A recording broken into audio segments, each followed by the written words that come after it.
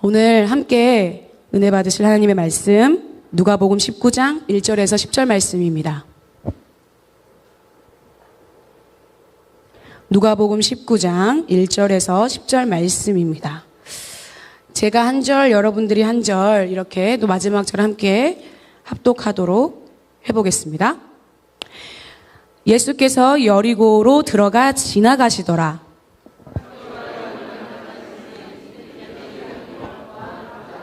그가 예수께서 어떠한 사람인가 하여 보고자 하되 키가 작고 사람이 많아 할 수 없어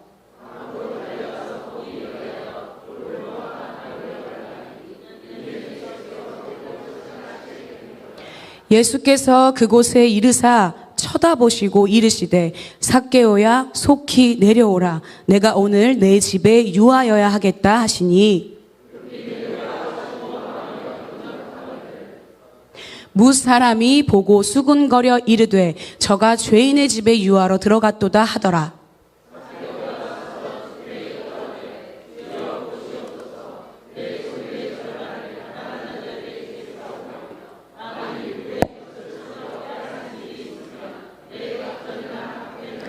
예수께서 이르시되 오늘 구원이 이 집에 이르렀으니 이 사람도 아브라함의 자손이미로다. 함께 인자가 온 것은 잃어버린 자를 찾아 구원하려 함이니라. 아멘.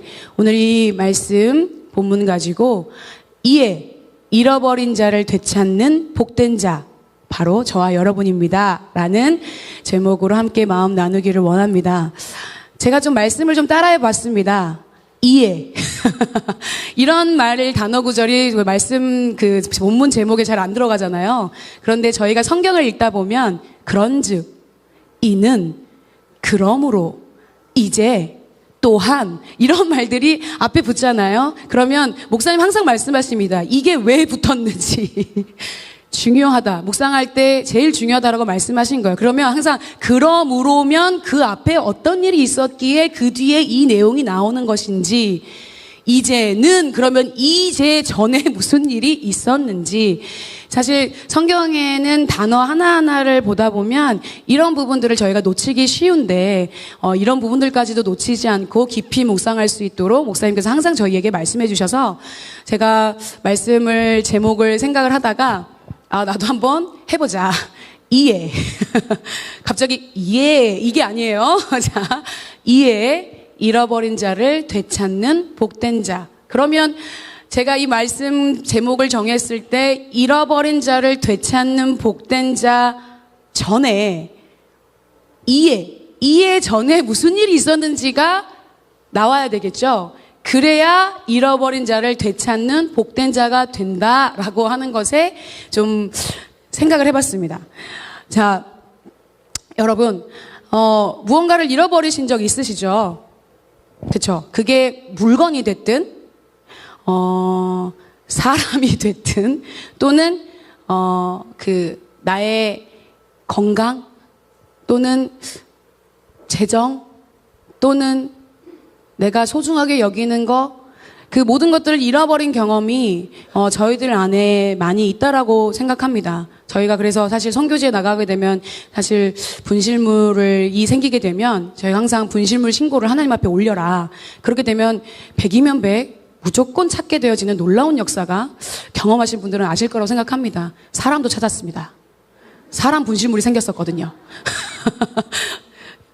근데 여러분 그것을 잃어버린 게 있으면 이게 나한테 중요한 거기 때문에 찾으려면은 어떻게 하시나요?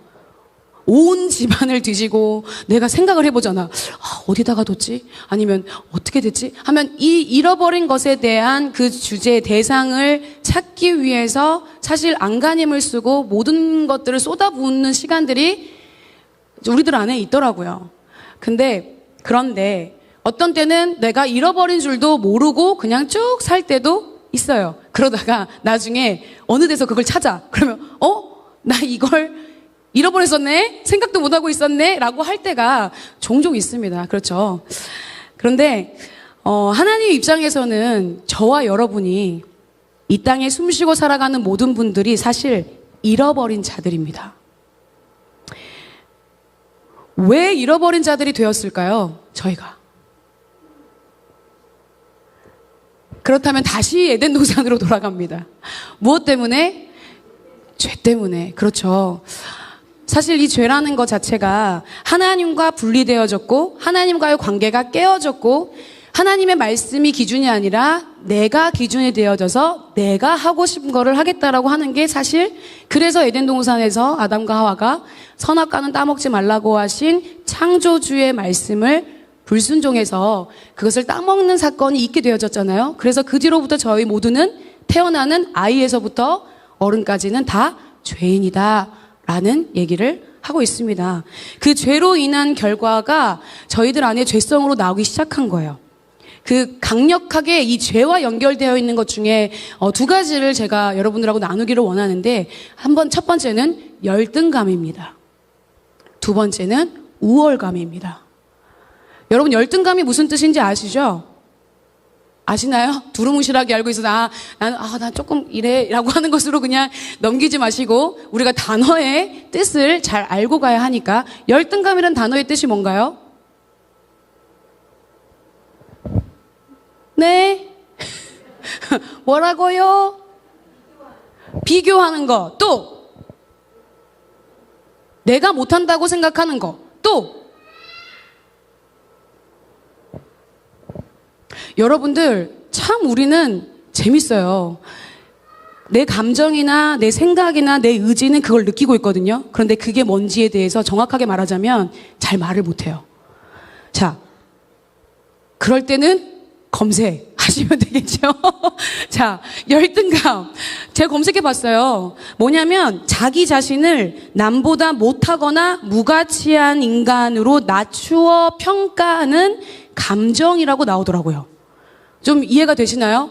열등감. 나 열등감 느껴서 안 돼. 내 연약함은 열등감이야. 항상 이 열등감이라는 말을 저희가 달고 사는 분들이 많이 있습니다. 저도 그랬었고요.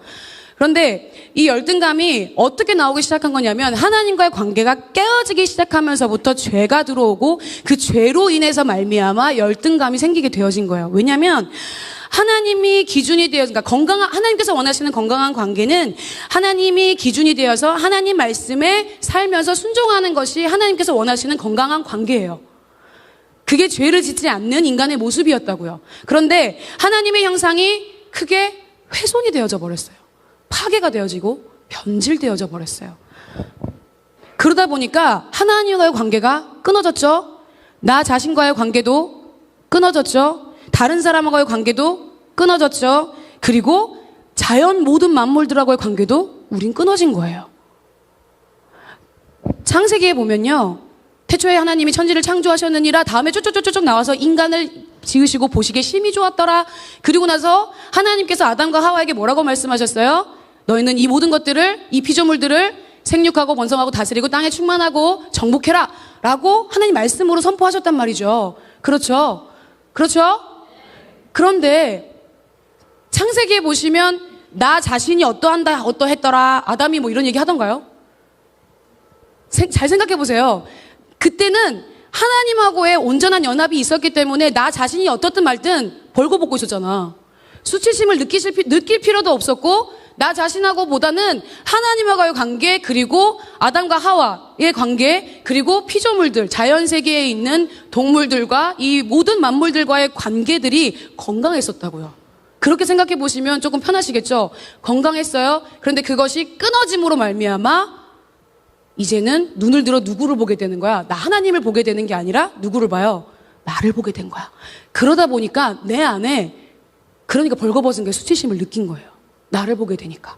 자, 그러면 근데 사단이 하나님과 같이 될 수 있다고 말한 그 거짓말이 사실 피조물들은 창조주가 될 수 있나요? 없나요?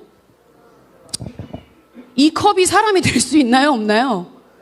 이 컵을 만든 사람 또한도 이 컵을 용도에 따라서 쓰기는 하겠죠. 주인이니까. 그렇죠? 그런데 이 피조물인 우리들이 아담과 하와가 하나님 같이 되고자 하는 이 사단의 교묘한 거짓말에 속아서 열등감을 느끼도록 만들어 버린 거예요.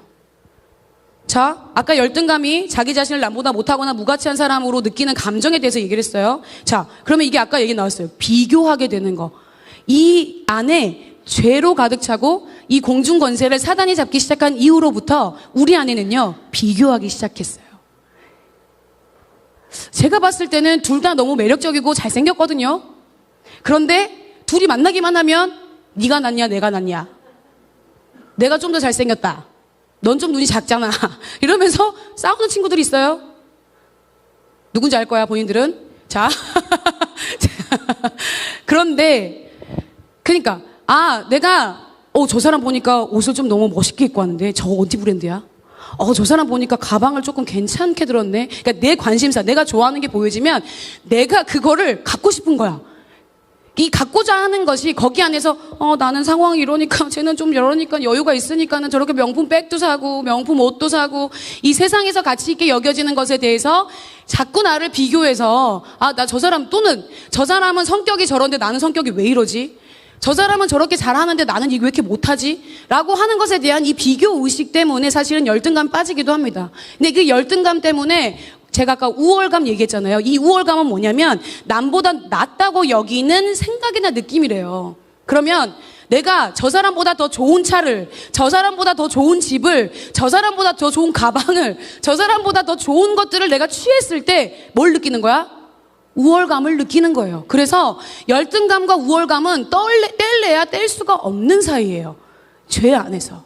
죄 때문에 일어나게 되는 거예요. 모든 것을 생각해 보십시오. 우리 안에 여러분 겉으로 포장하고 있는 것 뿐이에요. 실제 안으로 들어가면요, 내 안에 열등감과 우월감이 동시에 공존하고 있는 거예요.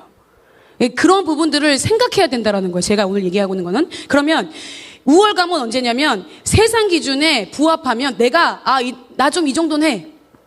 세상에서 사람들을 봤을 때 나 좀 이 정도 하는 것 같아 라고 하면 그때부터 뭐가 시작돼? 남들을 무시하기 시작합니다.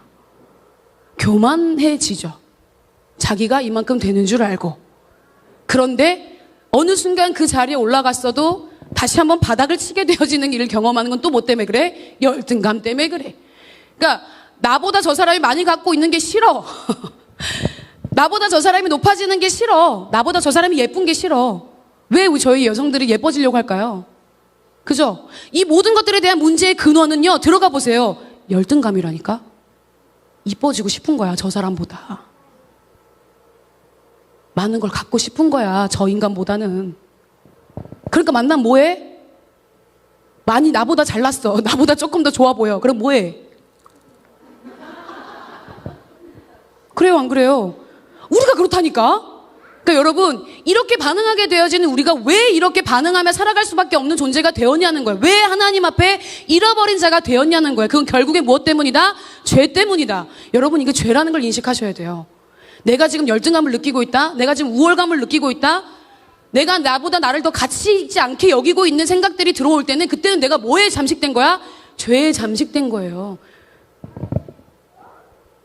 하나님의 말씀의 기준이 무너졌기 때문에 이게 자연스러운 생각이 아니라 우리 안에 죄로 말미암아 나오는 죄성인 거예요. 자, 제가 이 얘기를 왜 계속 할까요? 이러한 죄에서 우리는 우리의 힘으로 내 열등감 없앨 수 있어요? 그런 우월감 없앨 수 있어요? 절대 못합니다. 우리 인간은 죽을 때까지 열등감과 우월감 속에서 허덕이고 살아갈 수밖에 없는 존재들이에요. 왜? 죄 때문에. 여러분, 무언가에 열심을 내면서 살지만 하나님 없이 그저 자신의 새로운 목표와 기준을 가지고 다른 사람들과 비교하는 가운데 열등감을 느끼며 살고 계시진 않습니까? 또는 자신의 열등감을 숨기려고 뭔가 있는 것처럼 꾸미거나 다른 사람보다 우월한 것처럼 행하면서 피곤한 삶을 살고 계시진 않습니까? 자기를 드러내는 방식이든 자기를 숨기는 방식이든 열등감을 느끼면서 살고 있지 않습니까? 저와 여러분은 모두 다 그렇게 느끼며 살아갈 수밖에 없는 존재들입니다. 그런데 이 모든 것을 벗어나게 해주시는 분이 계십니다. 바로 누구? 예수 그리스도이십니다. 그러니까 십자가에서 예수님께서 죽으셨을 때 우리의 과거, 현재, 미래의 모든 죄들을 감당하시고 죽으셔서 이 모든 것들을 해결해 주셨어요. 나의 열등감, 나의 우월감, 죄로부터 자유하지 못했던 나의 영혼을 예수 그리스도께서 십자가의 죽으심으로 단번에 해결하셨습니다. 그런데 예수님은 해결하셨어요. 그런데 그것을 내가 믿어야 돼, 안 믿어야 돼?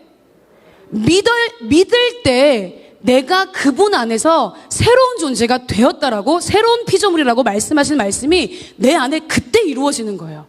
저와 여러분, 이 자리에 계시는 여러분, 함께 예수님을 믿고 신앙생활 하시는 모든 분들은 새로운 피조물입니다. 우리는 열등감과 상관이 없는 존재들이에요. 우월감과 상관이 없는 존재들이에요. 죄와는 상관이 없는 존재들이에요. 하나님께서 우리를 이미 그런 존재로 만들어 놓으셨습니다. 새 사람으로 변화된 우리는 이제 열등감을, 우월감을 느끼게 하는 유혹, 시험이 있을 뿐이에요. 그런데 우리는 내가 이런 존재이기 때문에 들어오는, 흔들리게 되어지는 유혹과 시험이라는 생각을 안 하고 그냥 내가 그런 존재라고 인식해 버리는 게 문제인 거예요. 우리는 하나님과의 관계 속에서 나를 보고 하나님의 말씀을 믿는 믿음 안에서 나를 보는 것이 진리고 사실입니다. 이게 구원받은 자의 특권이라고 믿습니다. 눈이 바뀌는 거. 내가 나를 나대로 보는 것이 아니라 말씀을 통해서 나를 보는 것. 이것을 주장할 때 사실은 하나님은 내가 어떤 존재인지를 계속 주장하기를 원하셔요. 우리가 교만이나 열등감과 우월감에 찌들어 사는 것을 원하는 것이 아니라 자유롭게 삶을 살아내기를 원하십니다. 그렇기 때문에 예수님을 이 땅에 보내주신 거죠. 우리는 이제는 열등감 느낄 잘 필요가 없습니다. 왜냐? 예수님과 연합된 존재이기 때문에. 이것을 믿는 자들에게만 이 일이, 이 역사가 일어나게 되는 줄 믿습니다.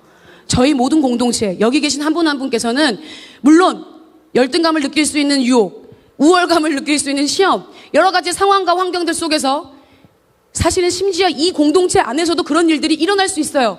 그 열등감과 우월감 때문에, 그 근본적인 그 죄에 대한 죄성 때문에 사실은 소그룹을 어렵게 만들고 공동체를 어렵게 만들고 파괴되어져 있고 왜곡되어져 있는 나 자신의 모습 때문으로 인해서 사실은 예수님이 드러나시는 게 아니라 그냥 그 자리에 사단이 원하는 대로 끌려가게 되어지는 상황들이 많이 놓이기도 합니다. 그렇지만 그것은 우리 존재가 그렇다라고 여기는 것이 아니라 하나님께서 말씀을 통해서 너는 귀해, 너는 소중해, 보배롭고 귀한 자야, 칭찬받을 만하고 인정받을 만하고 사랑받을 만하고 최고의 걸작품이야 라고 하시는 그 하나님의 말씀을 믿는 믿음이 저희들 안에서 더 강하게 자라가야 되는 줄 믿습니다. 믿음으로 주장할 때 내가 새로운 피조물로서의 역할을, 그리고 새로운 피조물로서의 삶을 살아낼 수 있게 되는 것입니다. 오늘 이 시간 제가 여러분들과 이렇게 나누는 것도 찌들어져서 찌질이로 열등감에 우월감에 쪄들어서 죄로 인한 죄인으로만 사는 것이 아니라 그것은 이미 십자가에 예수님께서 죽으실 때 죽어버렸고 없어져 버렸고 이제는 완전히 새롭게 부활하신 예수 그리스도의 생명이 저와 여러분들 안에 심기어져 있다라는 겁니다. 그것을 자라나게 하고 그 믿음을 지켜나가게 하는 건 이제 우리에게 달려있는 거예요. 예수님은 다 이루셨습니다. 근데 그 이루신 그 예수님의 말씀을 내가 어떻게 살아낼 수 있을 것인가요? 그런 이해 속에서 오늘의 본문 들어가 보려고 합니다. 여러분들이 잘 아시는 삭개오의 이야기입니다. 사실은 예수님 믿지 않으시는 분들도 키 작은 삭개오에 대한 이야기는 많은 분들이 알고 계십니다. 그렇죠? 익숙하시잖아요. 그렇죠? 그런데 제가 이 말씀을 보면서 이 안에 예전보다 더 보여주시는 하나님의 계시가 제 안에 임해서 사실 너무 감사한 시간들을 제 안에 가지고 있었거든요. 자, 1절 볼게요. 예수께서 여리고로 들어가 지나가시더라 하셨어요. 자, 여러분, 여리고가 어떤 곳이죠? 기억나시죠? 네? 눈 뜨고 계시죠? 자, 여리고. 자, 이제 재밌는 파트 나와요. 자, 여리고가 어디죠? 저희 여리고 예배 끝나고 여리고 중보기도 하잖아요. 그 왜 여리고 중보기도 해요? 무너져야 되니까. 그치? 뭐가 무너져야 돼? 여리고 성이 무너져야 돼. 그렇죠? 봐봐. 이렇게 우리 생각 놓고 있으면 큰일 난다니까? 자, 다시. 자, 이스라엘 백성들이 출애굽을 해서 요단강을 건너서 가나안을 정복하기 위해서 첫 번째로 들어갔던 곳이 어디다?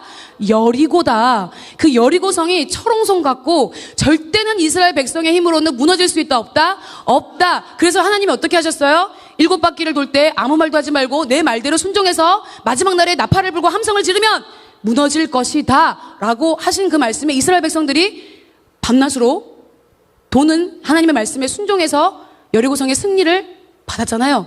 그렇죠? 그 장소가 여리고죠. 또 이 여리고가 뭐냐면 그 여리고성이 함락되기 전에 정탐꾼이 들어가죠. 그 정탐꾼이 들어가서 누구를 만납니까? 기생 라합을 만납니다. 라합이 살았던 곳이 또 여리고성이 될 수도 있고요. 자, 착한 사마리아인의 비유를 아세요? 혹시? 어떤 사람이 강도를 만나. 근데 예수님께서 비유를 하실 때 여리고로 내려가다가 강도를 만난 거예요. 그러니까 거기는 그 여리고라는 지역이 상업적으로도 활발했고 먹을 것도 풍부하고 물도 많고 종려나무의 성읍, 향기 나는 성읍이라는 뜻을 가지고 있는 것처럼 풍요로운 도시였기 때문에 그 자리를 지나갈 때 이 어떤 사람이 강도를 맞아서 한 제사장이 지나가는데 그냥 갔고 한 레위인이 지나가는데 그냥 갔고 그런데 선한 사마리아인, 그러니까 사마리아인, 이 선한은 뒤에 붙는 거지. 사마리아인이 그 강도 만난 자를 데리고 들어가서 자신의 것을 내어주면서 그분을 돌보았다. 라는 내용을 예수님께서 비유로 말씀하셨어요. 이게 선한 사마리아인의 비유입니다. 이 비유에 나와 있던 동네가 여리고. 그리고 바로 18장, 19장 앞절에 보면 한 소경이 눈을 뜨게 되어지는 장소 또한 여리고입니다. 이 소경은 바디메오라고 해요. 그래서 나중에 예수님의 제자가 돼서 열심히 따랐지만, 자, 그러면 이 여리고는 아주 강력한 진으로 손꼽혔던 자리입니다.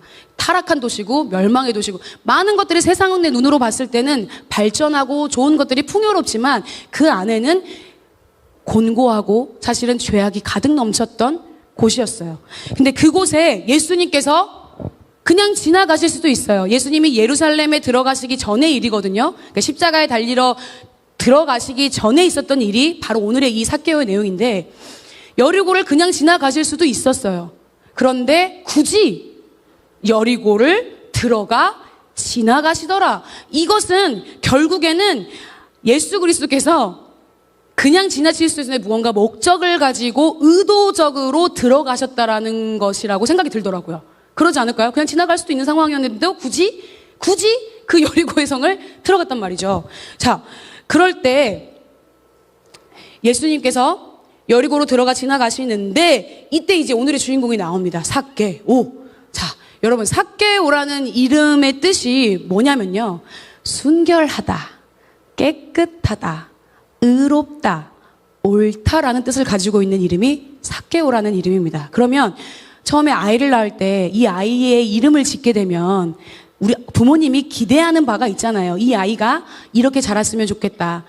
이렇게 남을 도우고 깨끗하고 순결하게 옳은 일을 하며 의로운 자로 자라기를 바란다라는 마음으로 사실 이름을 정해 준 거잖아요. 사실 여러분들의 자녀들의 이름을 또 내 이름이 그렇게 지어진 이유는 다 부모님들이 기대하는 바와 사랑하는 마음이 있기 때문에 잘 되기를 원하는 마음이 있기 때문에 그렇게 이름을 지어주잖아요. 항상 이름은 중요합니다. 항상 저희들 안에는. 자, 그러면 그렇게 살기를 원하는 믿음이 있었는데 삭개오가 오늘 내용 읽어보니까 어때요? 그렇게 살던가요? 그치? 세리잖아.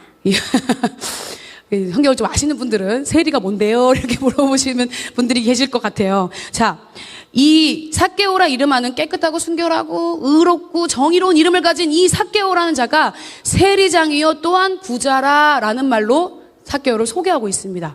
그러면 이 세리장은 뭐냐면 그 당시에 로마 제국의 세금을, 그러니까 이스라엘 백성들의 세금을 걷어서 로마 제국에 바치는 일을 하는 게 세리예요.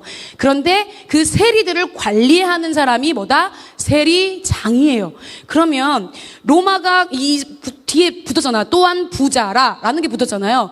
왜 부자가 될 수 있었냐면 로마 제국에서 걷어야 되는 세금 외에 그 이상의 세금을 걷어서 자신의 부를 축적한 거예요. 그래서 부자가 될 수밖에 없는 거야.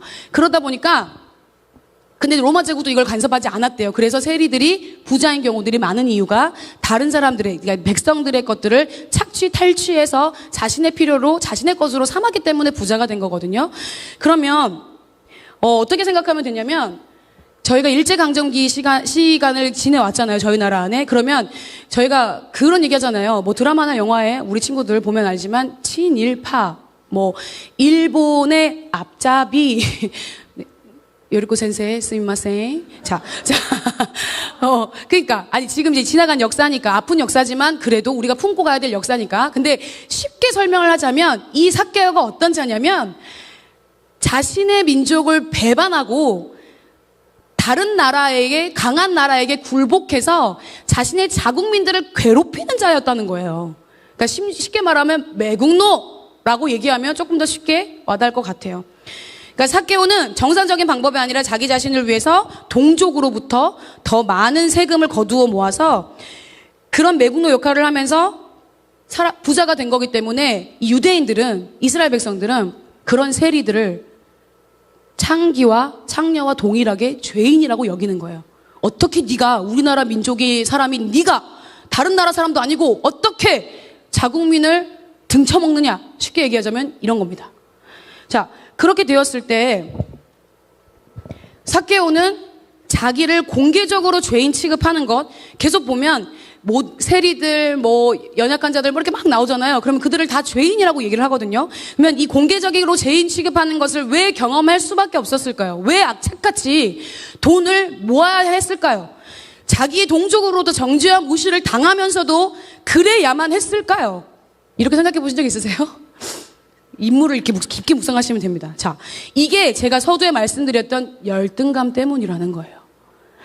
죄로 인해 나타날 수밖에 없었던 그 죄성 때문에 악착같이 자기가 의미 있게 여기고 가치 있게 여기는 것에 목숨을 건 거야. 그죠? 자, 본문에 보시면 삭개오의 외형적 특징이 나와요. 3절. 키가 작고 자, 그가 예수께서 어떤 사람인가를 보고자 하되 키가 작고 나오잖아요. 그러면 외형적 특징이 삭개오는 키가 작았구나. 그런데 여러분, 그냥 일반적으로 키가 작은 거를 성경에서 키가 작고 이렇게 얘기할까요? 아니죠. 얼마나 작았으면 그 사람을 외형적인 표현을 할 때 오늘 보니까 우리 지소리가 모자를 쓰고 와서 되게 멋있는 것 같아 라고 하는 것에 대해 어떤 이야기를 하는 것처럼 그냥 뭔가 특징적으로 딱 그 사람을 딱 보면 이 사람은 키가 작아. 밖에 보이지 않는 사람. 그럼 얼마만큼 키가 작았을까요? 그죠? 거즘 이렇게 됐겠죠. 자, 누가 멀리서 보면 어린아이와 같이 보일 수밖에 없을 정도로 키가 작았기 때문에 키가 작고라고 하는 말이 들어간 것 같아요. 그러면 자, 선천적으로 외모에 대한 컴플렉스, 아까 말했던 열등감, 그렇기 때문에 남들보다 더 열심히 살아서 내가 무슨 짓을 해서라도 내가 성공하고 만다. 어릴 때부터 얼마나 많은 놀림과 얼마나 많은 그 비교를 당했을까요? 그 어린 아이 삭개오가. 그렇잖아요. 그러니까 삭개오가 어떤 인생을 살아왔는지를 생각해 보자는 거예요. 그런 인생을 살아왔을 때, 그래서 사람들에게 세상에서 무시받는 존재가 아니라 인정받고 싶었을 거예요. 우리 모든 인간은 인정받고 싶어 합니다. 똑같아요. 그런데 그게 자신의 삶의 가장 중요한 목표와 가치가 되었을 거예요.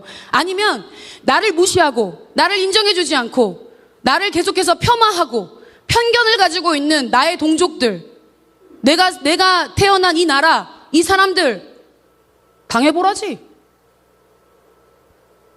너희가 날 버린 게 아니라 내가 너희를 버린다. 이런 마음으로 사실은 그러한 삶을 살았을지도 몰라요. 그런데 그렇게 성공한 후에 부자가 되어져서 자신의 목표를, 이게 있으면 나 행복할 거야, 이거 있으면 내 가치를 인정받을 거야 라고 한 것에 성공했어요, 안 했어요? 성공했어요. 그게 무슨 부정적인 방법이든 좋은 방법이든 옳든 방은 상관없이 성공했어요. 이 삭개오라는 사람도 대단한 사람이에요. 그죠? 성공했어요. 그런데 이 성공을 본인이 경험하고 나니까 이 성공이 자신의 열등감을 해결해 주지 못하는 거예요. 자신의 열등감을 채워주지 못하는 거야.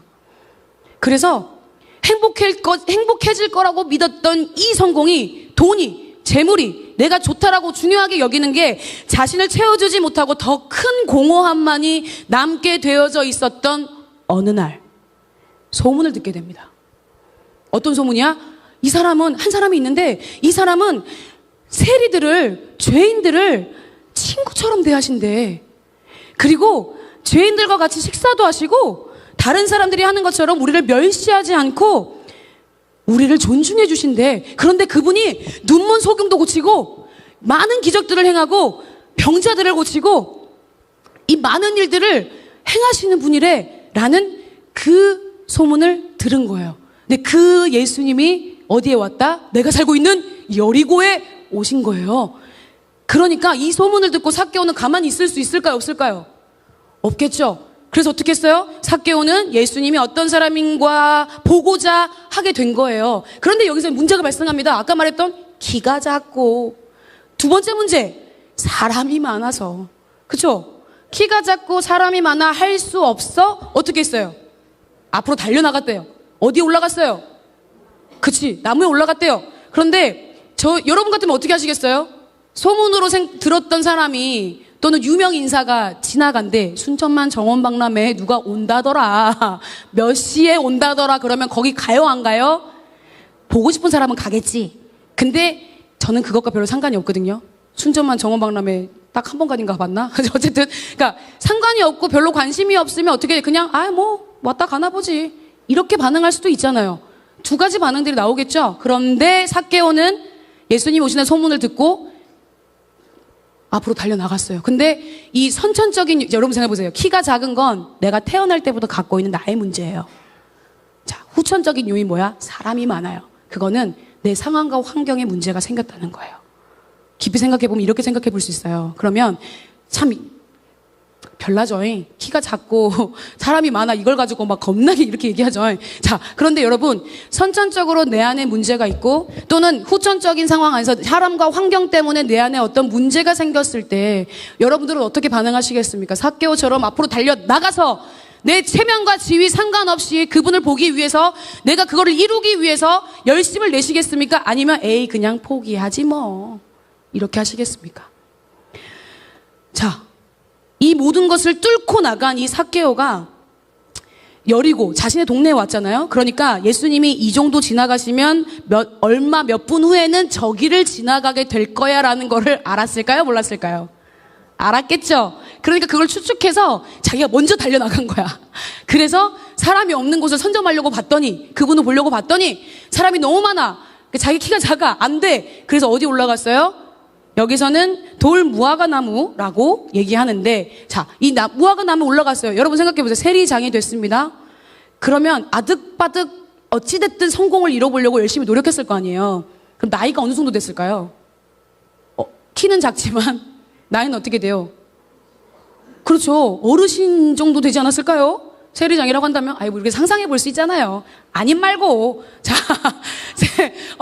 어쩌겠어. 이거 나와 있지 않잖아요. 삭개오 나이가 몇이더라. 이렇게 나와 있지 않으니까 그냥 우린 추측만 해볼 수 있는 거잖아요. 그러면, 같은 급에서, 같은 직종에서 장까지 올라가려면 어떻게 되겠어요? 많은 시간과 세월들을 거치겠죠. 그쵸? 그러면 나이가 그래도 지긋이 드셨다는 얘기예요. 그런데 그런 분이 어디 올라갔어요? 나무에 올라갔대요. 이스라엘의 돌 무화과 나무, 예전 성경에는 뽕나무라고도 나와 있어요. 근데 이 감람나무라고도 생각해 볼 수 있다라고 해요. 그러면 그 나무들이 그렇게 높지 않아요. 그리고, 쉽게 열매를 따먹을 수 있을 정도의 높이로 되어 있어요. 그래서 쉽게 사람이 올라갈 수가 있거든요.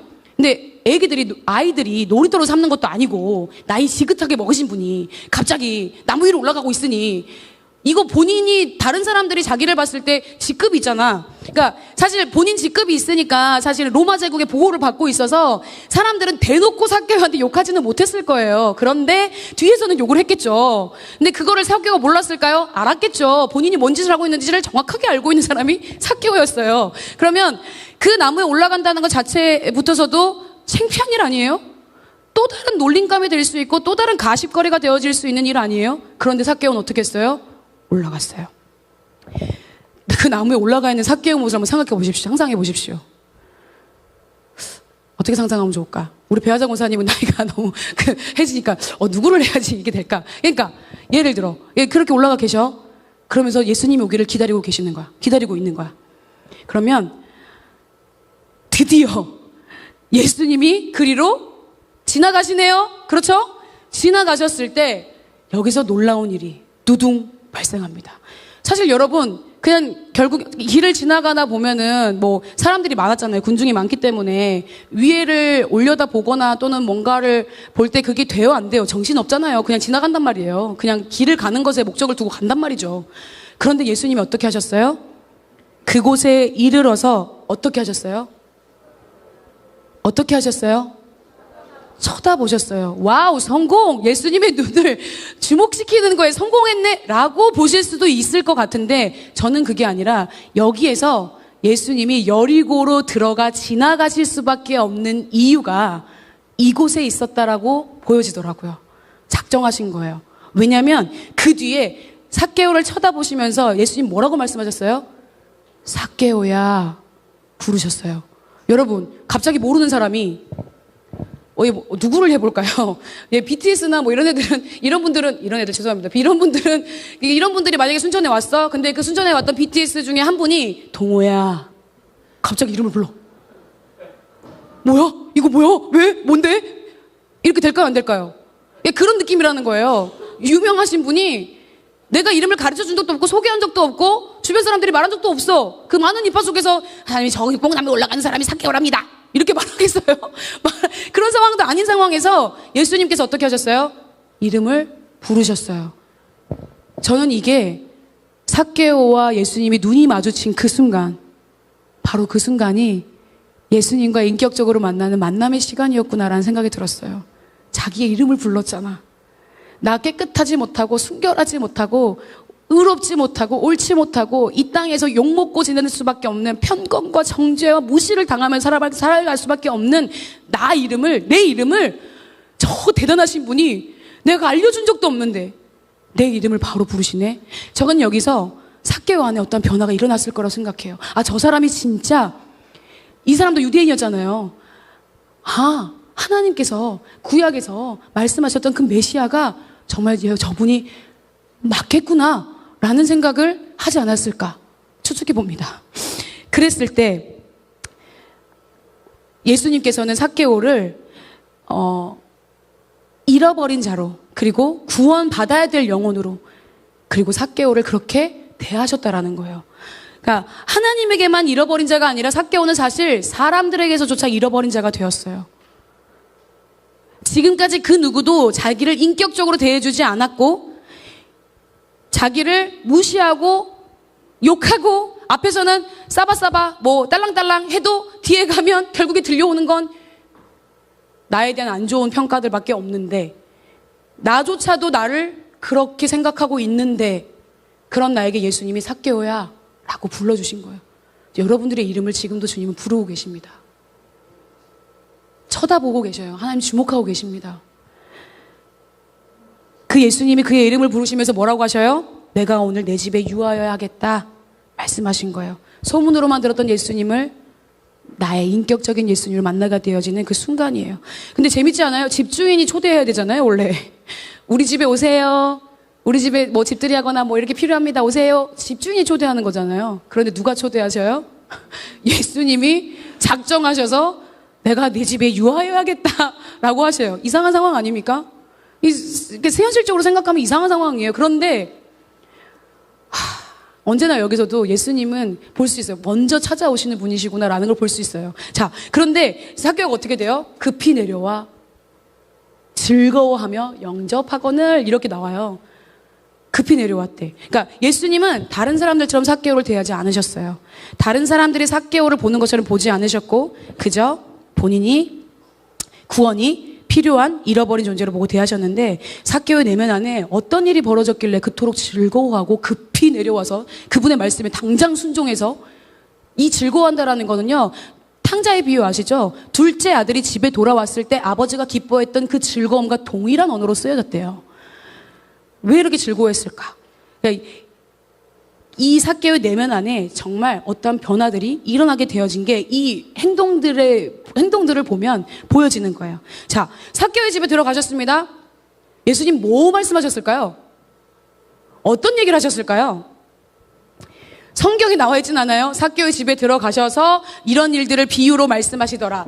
하나님의 나라의 일을 밝히 알려주시더라. 이런 얘기는 나와 있지 않아요. 그런데 우리가 예수님을 알잖아요. 지금까지 해왔던 예수님의 행적과 예수님의 말씀들을 보면 앞장으로 쭉 넘어가잖아요. 그럼 예수님 뭔 얘기하셨냐면, 그 과부와 재판장의 비유 말씀하셨지, 바리새인과 세리의 비유, 그리고 어린아이들을 내게 오는 것을 금하지 말라라고 하시면서 제자들을 꾸짖으셨거든요. 그런 얘기도 하시지. 그 다음에 부자 관리에 대한 얘기가 나와요. 근데 이 부자 관리가 하나님 주님 선생이여 어떻게 하면 영생을 얻을 수 있겠습니까? 라는 질문을 가지고 예수님 앞에 질문에서 나오거든요. 그러더니 예수님이 쭉 얘기하시다가 제가 그건 다 지키는데요. 예수님 말씀하신 거 다 지킨대, 이 부자는. 그러면 내 소유의 전부를 팔아서 가난한 자들에게 나눠줘. 그리고 나서 나를 따르면 돼. 그러면 영생을 얻을 거야 라는 게 내포되어 있는 거잖아요. 그런데 이 부자는 어땠어요? 근심하고 돌아갔어요. 그죠? 이 부자 관리의 이야기를 하셨고, 이 상황들이 있었고, 그리고 쭉쭉쭉 와서 죽음과 부활에 대해서 다시 얘기하시고, 그 다음에 여리고에서 맹인을 고치신 일, 소경을 고친 일, 그 다음에 삭개오의 일이 일어난 거거든요. 사복음서에 다 짜지면 이 삭개오의 이야기는 누가복음밖에 없어요. 아무리 찾아도 누가복음밖에 없습니다. 자, 근데 들어가셔서 결국에는 예수님께서는 복음을 얘기하셨을 것이고 하나님의 나라를 얘기하셨을 거예요. 앞에 보세요. 무엇을 하여 영생을 얻겠습니까? 누가복음 10장에는 율법교사가 예수님을 시험하기 위해서 이 질문을 가지고 나와요. 그럴 때 예수님 뭐라고 말씀하시냐면, 내 마음을 다하고 목숨을 다하고 힘을 다하여 뜻을 다하여 주 너의 하나님을 사랑하고 또한 내 이웃을 내 자신같이 사랑하라 라고 해요. 그러면서 선한 사마리아인의 비유를 말씀하시는 거거든요. 그리고 이 부자 관리에게 말하는 건 진짜 다 팔아서 가난자에게 나눠줘. 그러면 하늘의 보화가 있을 거야. 나를 따라. 라고 얘기하는데 부자 관리는 그냥 돌아갔다고 했잖아요. 근심하면서. 그랬는데 삭개오의 반응은 어때요? 같은 부자였습니다. 근데 삭개오 보세요. 삭개오가 돌 무화과 나무에 올라간 것도 어떻게 보면 어린아이와 같은 순수함, 열망함, 그리고 급히 내려와 순종하는 거, 하나님 예수님의 말씀에 나가는 거, 어린아이와 같이 깨끗한 마음들이 이 삭개오 안에 있지 않았을까요? 그러면 이 모든 내용들을 이 삭개오, 그러니까 누가가 이것을 기록한 목적, 그러니까 삭개오의 이야기를 클라이막스로 터트려지게 하기 위해서 이 앞에 있었던 상황들을 얘기를 한 것 같아요. 제가 봤을 때는. 그러면 같은 부자라도, 같은 세리라도, 같은 죄인이라도 예수님을 어떻게 만나느냐에 따라서 내 행동과 반응의 선택이 달라진다는 거예요. 이 삭개오가 이제 서서 말합니다.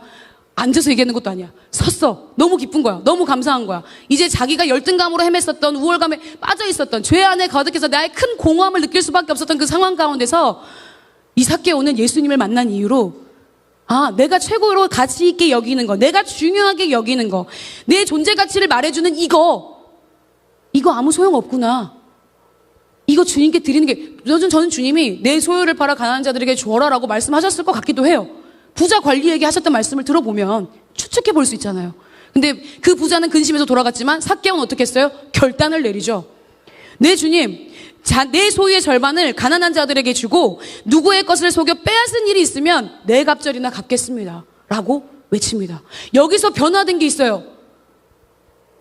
삭개오가 서서 누구께 여짜오되 주께 여짜오되 주여 보시옵소서. 삭개오가 예수님을 어떻게 만났어요? 자신의 주인으로 만났네요.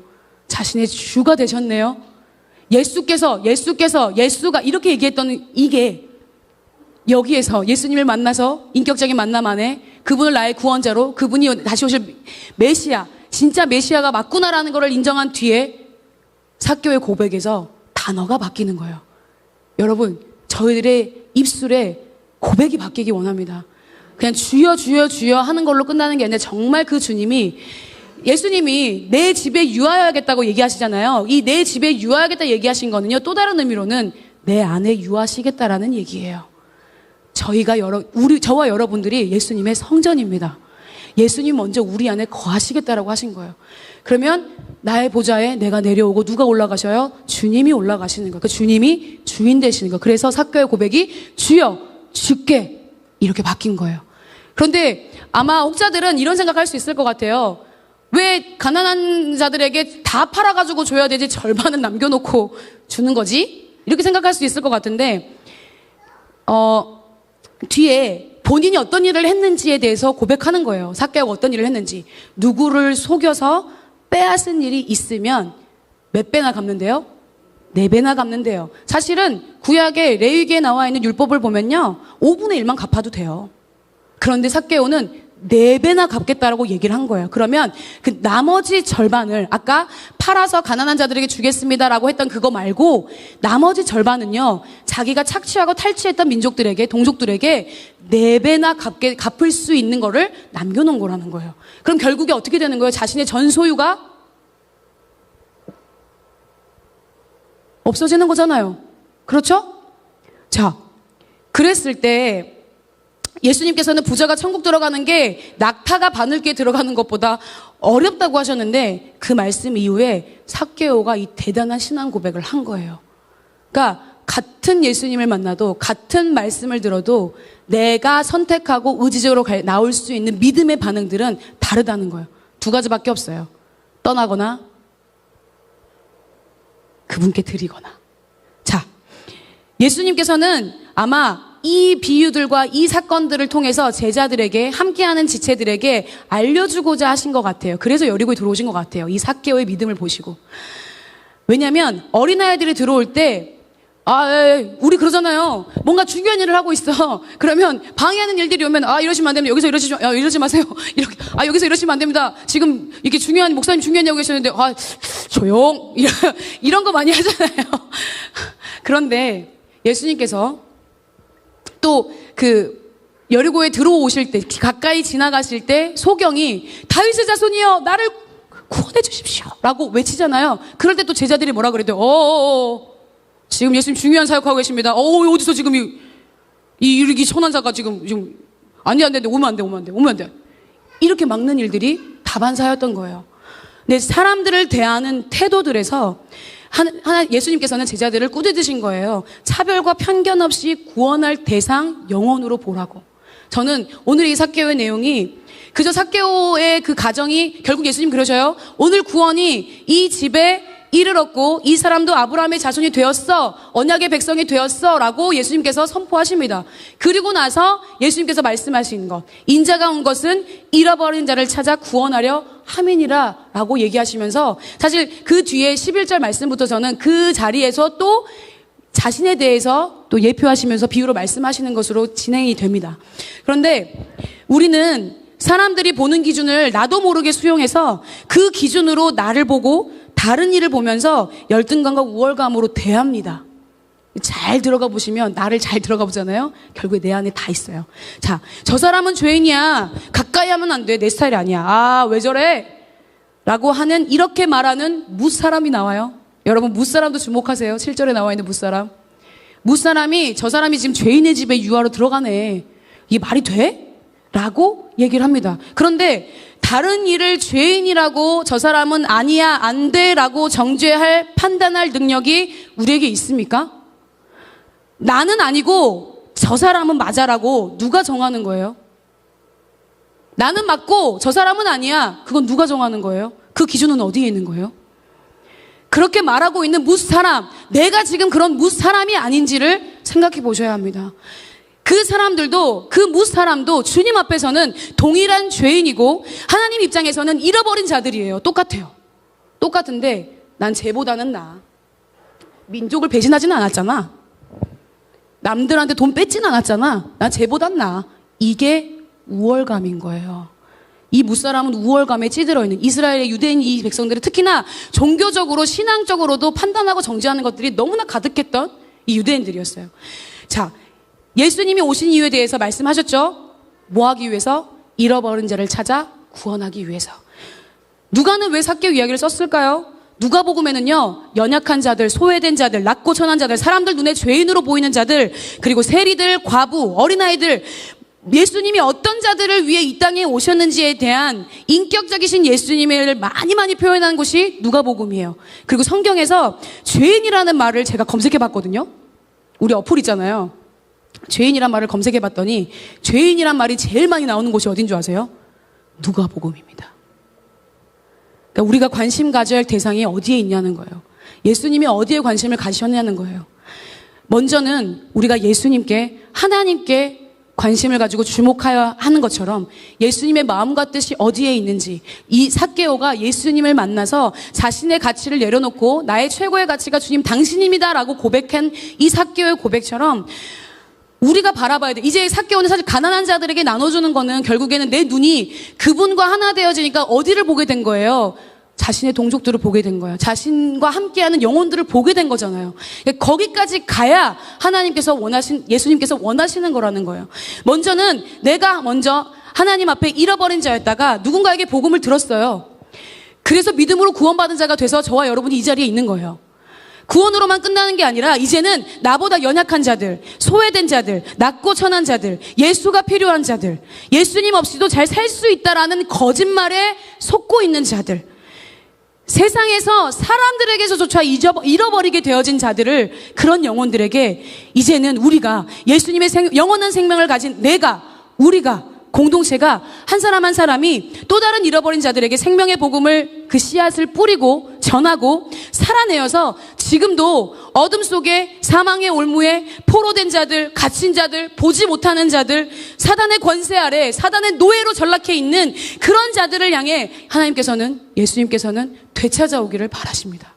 우리가 되찾음을 당한 것처럼. 되찾을 수 있는 권세가 누구에게 있나요? 저 여러분에게 있나요? 오직 예수 그리스도의 이름 안에 있습니다. 그 생명의 권세, 가둘 수 없는 권세를 가지고 이 한 주를 성령님의 도우심을 따라서 믿고 의지하면서 삭개오가 달려나갔던 것처럼 앞으로 함께 달려나 보시지 않겠습니까? 우린 그런 자들임을 믿음으로 선포합니다. 이 시간 함께 기도하기 원합니다. 기도하실 때 하나님, 먼저는 하나님과의 관계 속에서 나를 보며 내가 열등한 존재가 아니라 하나님의 사랑을 받는 자임을 주장하고 기억하며 겸손과 사랑으로 살게 하여 주십시오. 주님의 부활이 나의 부활이 되어져서 나의 감정, 생각, 의지, 이 모든 영역에 예수 그리스도를 부활시켜드려서 그 영역이 내 안에 넓어지고 지경이 넓혀지게 되어지는 일들이 있게 하여 주십시오. 그리고 만나는 모든 자들에게 하나님께 잃어버린 자들로 보게 하여 주십시오. 지나가는 모든 자들이, 내 가정 안에 있는 자들이, 내 일터에 있는 자들이, 나와 지나쳐 나가는 모든 자들이 하나님 입장에서 잃어버린 자들로 내 눈이 보여지게 하여 주십시오. 잃어버린 자들로 보여지게 하여 주십시오. 다른 사람의 판단이나 상황에 좌우지되거나 흔들리지 않고 예수님이 인격적으로 대하셨던 것처럼 나도, 우리도 영혼들을, 잃어버린 자들을 겸손함으로 대하고, 소외된 자들, 연약한 자들, 내가 먼저 그 낮은 자리로 내려갈 수 있는, 삭개오에게 예수님께서 내려오라라고 말씀하신 것의 의미는 나무에서 내려오는 것도 있지만 네가 밟고 있는 그 나무, 가난한 자들의 양식이야. 가난한 자들이 먹는 거야. 너는 나를 보기 위해서 거기에 올라갔지만 그 방법이 잘못됐다라는 게 아니라 거기에서 내려와.